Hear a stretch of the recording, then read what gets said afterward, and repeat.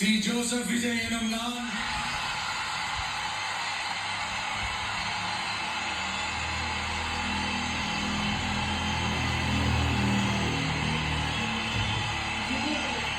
சட்டப்படி அமைக்கப்பெற்ற இந்திய அரசியல் அமைப்பின்பால்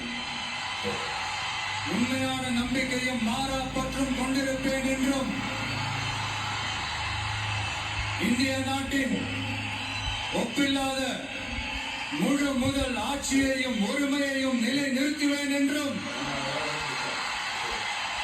தமிழ்நாட்டு அரசின் முதலமைச்சராக உண்மையாகவும் முழச்சான்றின்படியும்